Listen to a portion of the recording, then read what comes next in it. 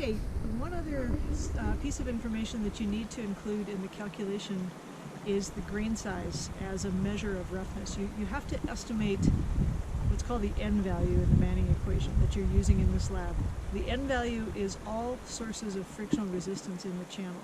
So that would include vegetation. If we had a meandering channel, you'd have to account for that. We have a very straight reach where we're doing this, so you don't have to worry about that.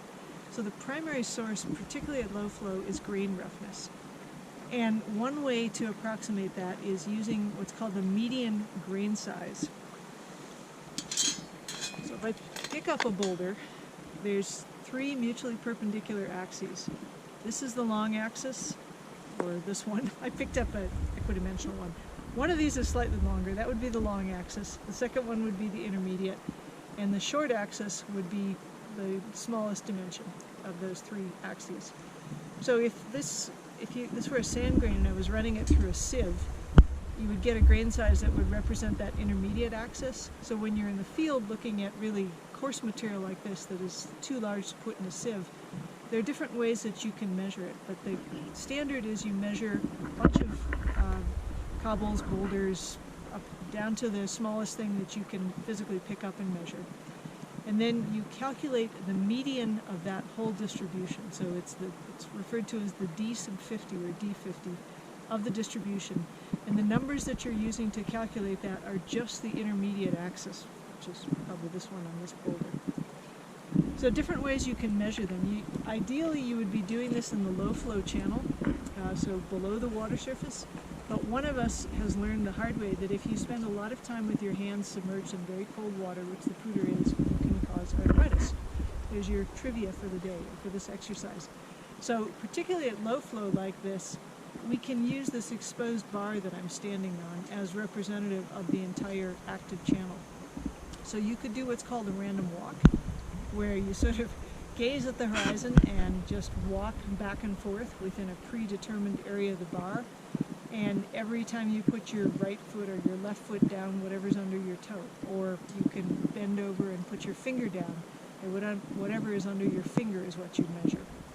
You can also lay out a grid using tapes, and at the intersection points of that grid, you measure whatever the clast is underneath. And the spacing at which you take those measurements is a function of the grain size distribution. So often the intervals that you're measuring on the tape will be equivalent to the intermediate diameter of the largest clast on the bar, or the largest boulder. Or you can use, well, either of those, a random walk or a grid. You could use a hand tape, and you could say, so, you know, I'm going to say I'm not sure. So this is 10, this is 11, so it turns out that dimension is the intermediate diameter, and I would record it as 10. It turns out that people can visualize irregularly shaped objects with a fair amount of error or difference between individuals, so you can also use what's called a gravelometer. It's a template. Obviously you have to be able to pick up the clast, so for a really big boulder you would still measure it using a hand tape. But there are numbers on this that have the sizes that I was holding upside down. You find the smallest opening that the clast will fit through. So it doesn't fit through this one, it does fit through this one just barely. So I'm still holding it upside down. That's 90 millimeters or 9 centimeters. And remember, I measured 10 when I did it this way.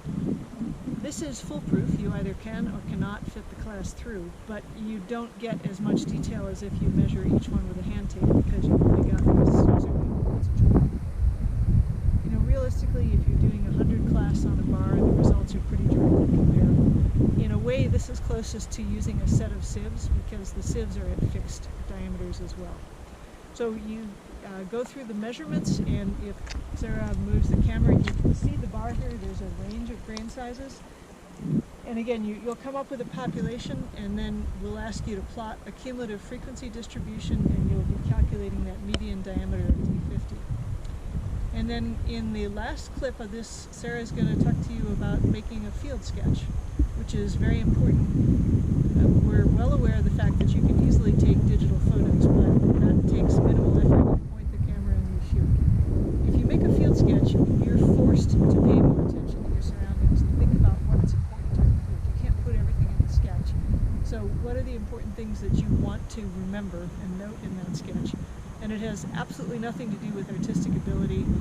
If I were doing the field sketch, you would see the field sketch version of stick figures because that's all I'm capable of. But I would use funny little squiggles and things, and I would have a key that would show me what those squiggles indicated. Sarah will do a better field sketch, as you'll see in the next video.